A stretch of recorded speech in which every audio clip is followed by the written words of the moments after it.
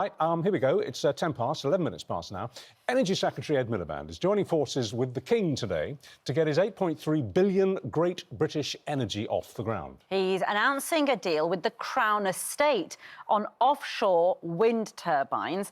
Part of what he says will save you £300 off your energy bills. So, the Energy Secretary, Ed Milliband, is live with us now. Good morning, Mr Milliband. And this is the first interview we've done with you since... Good morning, Richard. Good morning. Since you lost your shadow and now you're the real thing. So, here we go. I'm very interested in your core statement on all this. You say that the time has come for the British government to start building things and to start owning things again. It's been too long. That's interesting. What do you mean? Well, here's the thing, Richard. Every family watching this programme has faced the cost of living crisis as a result of our exposure to fossil fuels over the last 2 years following Putin's invasion of Ukraine. The answer to this is for us to become a clean energy superpower, because clean energy is cheaper and more secure than fossil fuels. Now, we think that it's right to have a publicly owned energy company, Great British Energy, and we're publishing legislation for that today. Other countries have done that in the past and still do it today. If you think about Norway, Sweden, Denmark, they all own part of our energy infrastructure through their governments. So we have public ownership of energy in Britain, just not British public ownership. That changes today with the legislation that we are putting forward, and it's all designed to turbocharge the drive to clean energy, create good jobs, and generate wealth for the taxpayer in our country. Well, let's talk specifically about this massive offshore wind farm that you want to build. Now, we know that the Crown owns most of the seabed around this country, going out to about 12 miles off the shoreline. So there's a lot of room for scope for development. Where will this new wind farm be? How many turbines will there be? And when can you get it up and running? Well, look, it's actually lots of different wind farms in different parts of our country. You know, we are an island nation, so we have huge opportunities. And so here's what's happening with this partnership with the Crown Estate, Richard. They own the seabed, as you say. That's really important. They have know-how, so they're already doing some of this stuff. And then that's joining together with Great British Energy to provide the strategic input we need about where that should take place, and also some of the resources. And those two organisations coming together can drive us forward much, much more quickly.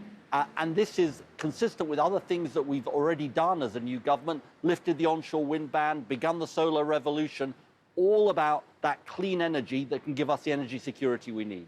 So you say you want us to become a clean energy superpower. Why is it then that you've reneged on your green spending pledge? In February, you rolled back. You were going to be spending £28 billion a year on new green investment, and yet this morning you're trumpeting £8.3 billion. I mean, it's small fry, isn't it, in comparison to what's really needed?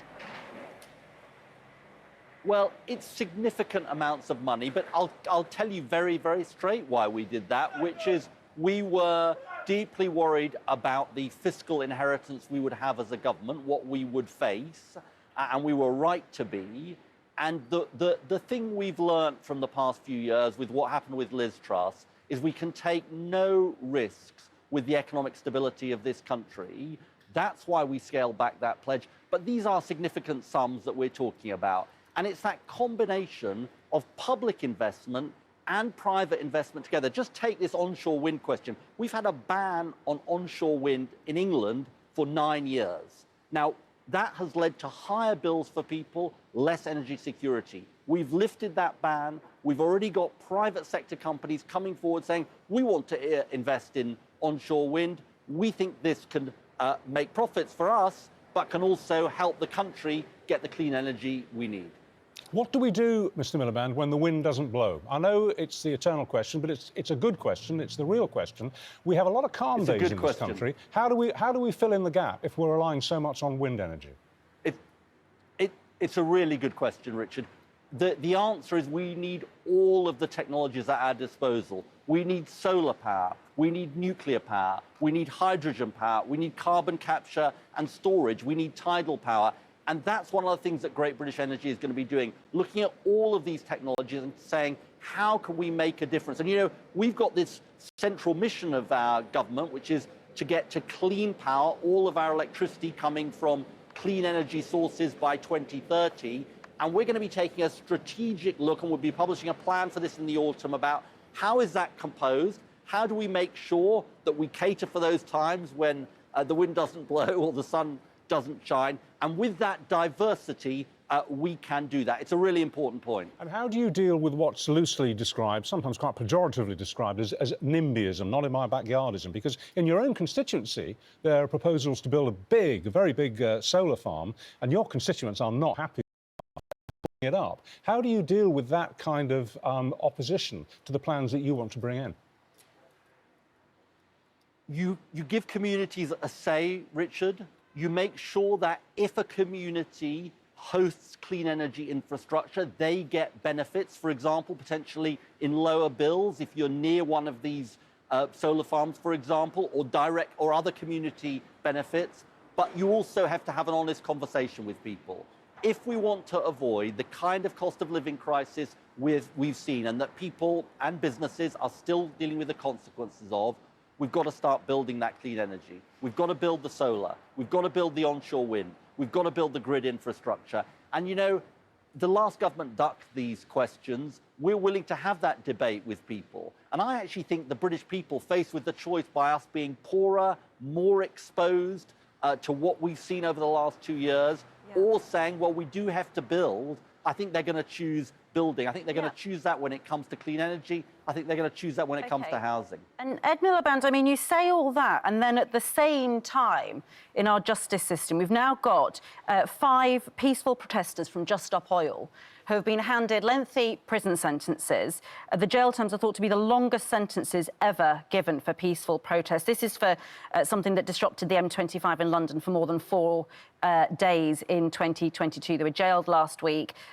Roger Hallam was jailed for 5 years after being found guilty of conspiracy to cause a public nuisance. I mean, are you worried in any way that when we look back in the annals of history, we will all look like we're on the wrong side of history here? Because these people have been claiming that all the things you're doing now is too little too late, and they've been saying it for many, many years, and governments have been very, very slow to respond. And do you think it's justified? Because there's been a lot of protest from artists and other celebrities and Chris Packham, environmentalists, saying these jail sentences are totally unjustifiable.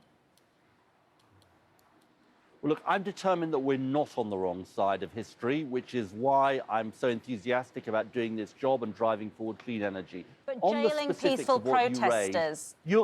Sure, I understand. I understand. Let me deal with the question directly.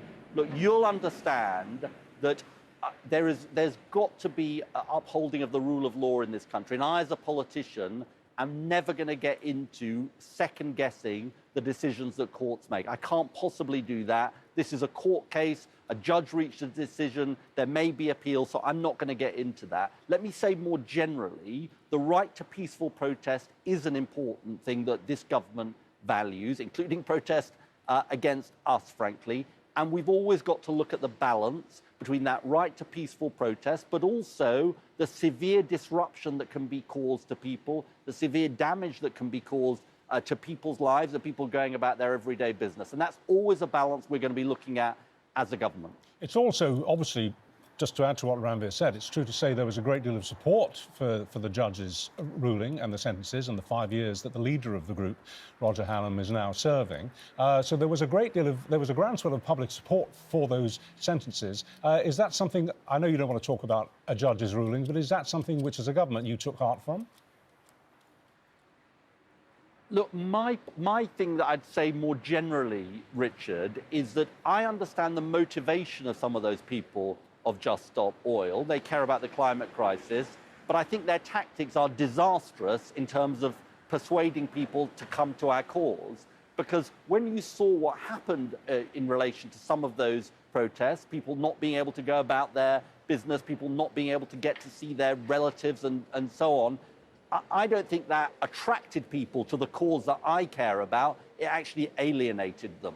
And so, look, my appeal to people who are thinking about these issues, who care passionately about these issues, is let's see how we can build a coalition to support action of the kind that I'm talking about, rather than driving people away from it. Ed Milliband, thank you very much indeed for your time this morning. Thank you for joining us live. Thank you. Thank you. Right, still